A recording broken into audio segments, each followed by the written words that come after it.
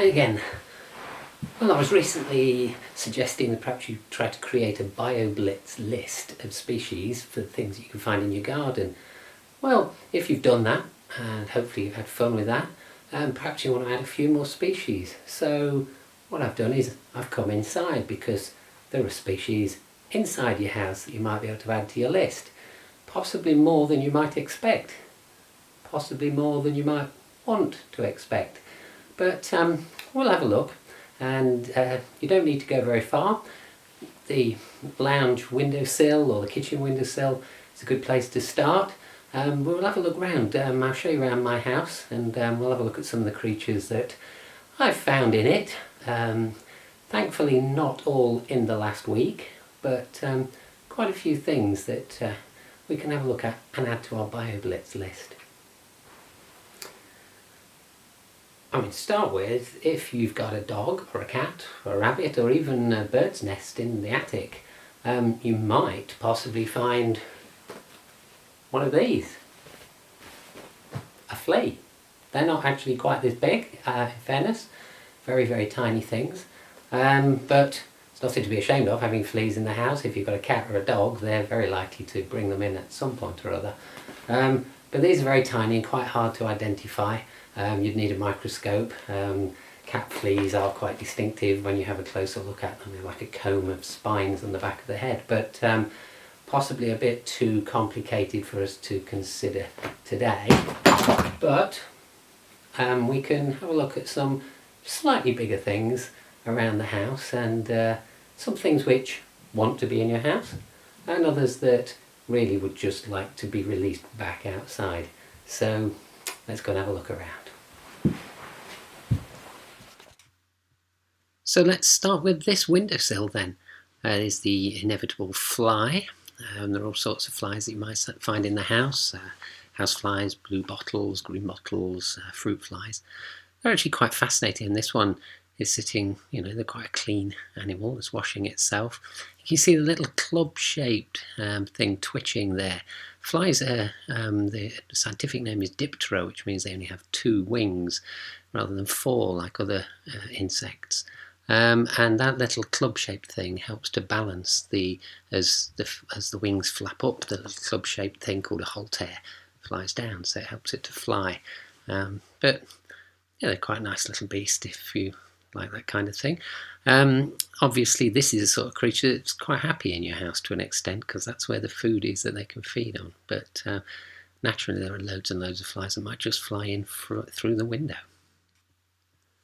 So here in my bath is a woodlouse. Now a lot of people would say, oh, a woodlouse is a woodlouse, but there are over 60 species in Britain, and this is the common rough woodlouse, Porcellio scaber, the most likely one that you'll find in your house. They're quite tolerant to the dry conditions. You can see the rough bumps on its back there. It's not a very shiny species, it's quite dull, usually this grey or brown colour, and yeah, they're not something that wants to be in the house. It's something which has perhaps been attracted in to some damp area and made its way further into the house, but kindest thing you can do is probably pick it up and take it out. Here's something else that you might find in your bath, the house spider, a Tegenaria species. I'm not a great fan of spiders, I have to say, but they have their place in feeding on the flies and perhaps other things that you don't want around the house, so perhaps not such a bad thing. If, like me, you're not that keen on house spiders, this is the spider for you. This is the cobweb spider, or the cellar spider, Pholcus phalangioides, and these will eat house spiders. These tend to stay still, so they're not running across your carpet in quite the same way usually. When I say stay still, they stay in one place in their web, but actually if you disturb them, they do this great little waggle dance, this wiggling about in their web, which if I just prod this one, sitting quite happily, and go and give us a dance, there you go. So they're quite distinctive, but they do feed on house spiders, so not such a bad thing. Now this is a spider that I really do quite like, the zebra jumping spider. Often seen trotting around on the walls outside the house, but regularly comes inside into the conservatory and into the house. This is a male one, and they're amazing. It's got huge mouth parts at the front on the male. You can see why it's called a zebra jumping spider.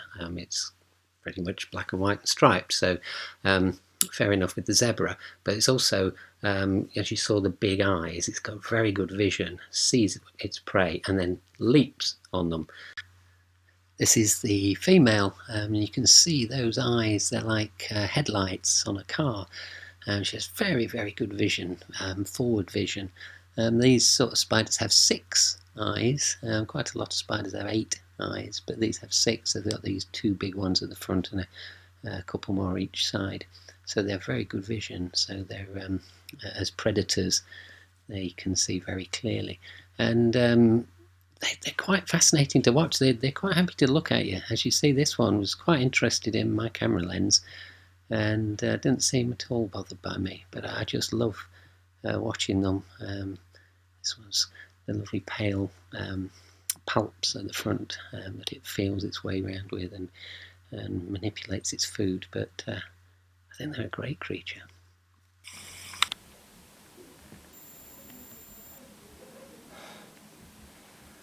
There's a lovely little beetle, Telinus pectinicornis.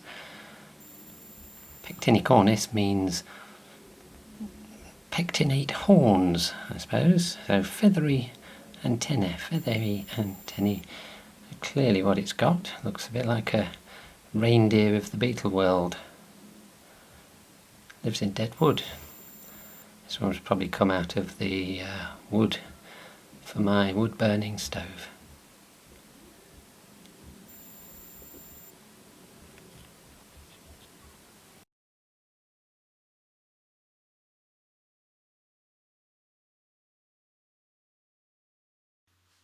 So a few other beetles from within my house. This is a vine weevil. You don't particularly want that. It's something which feeds on the roots of your potted plants, but very distinctive with its little brown spots on a black background.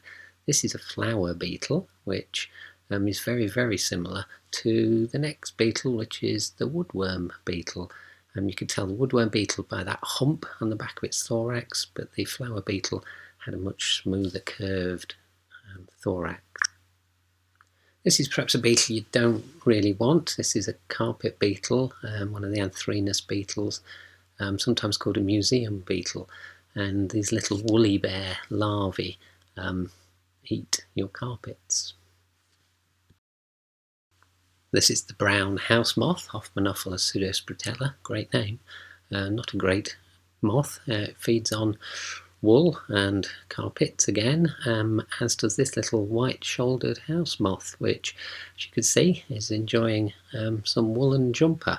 So not good things to have around the house, but fairly common. This, on the other hand, is not particularly common. This is a tiny little micro moth, just a few millimetres long, which I found in the kitchen this week. It's a treble barred argent, or a juniper ermine, I think it's called, and it's quite new to Britain. I think it arrived in 1982, first recorded. It's got these lovely 3 white bands on a golden background, but it shows very nicely why moths and butterflies are called Lepidoptera. Lepidoptera means scale wing, and you can see that the wings are made up of tiny little individual scales, but it's quite beautiful, but very, very tiny. These feed on conifers, including Leylandii, so probably just wants to be outside, doesn't want to be in your house. Talking of scales, this is a thing called a silverfish, a very primitive insect, and they have quite a scaly body. It's very flexible, so they look a little bit like a tiny fish. But they're relatively harmless. They feed on sugars and starches, so they quite like glue, strangely enough. They'll feed book bindings and carpet bindings and glues and adhesives. But yeah, they're all right unless you've got a lot of them. As with a lot of these things, if they're just 1 or 2, then they're fairly harmless. But a fascinating, beautiful little creature.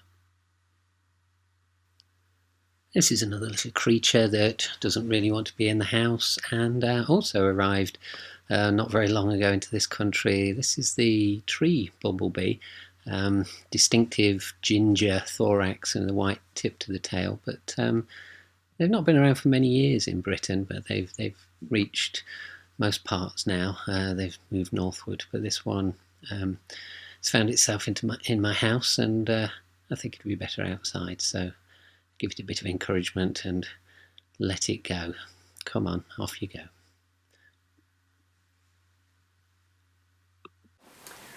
So, there you are. A quick trip around my house with its various pests and guests. Some welcome, some not so much. But bear in mind, with anything, any kind of pest, you only really need to worry about it if there are really a lot of them. One or two of these things is not usually a problem. Many of them will just fly through the window randomly anyway, so don't let it be a problem. I hope I haven't made you afraid to go into your own home. There were, of course, my usual selection of mini beasts, but that's because I don't really have any bats or mice or, thankfully, rats in the house, so really quite a lot of small mini beasts are what we've been looking at. Yeah, have a look around your house. They can all add to your BioBlitz list, and I hope it doesn't keep you awake at night.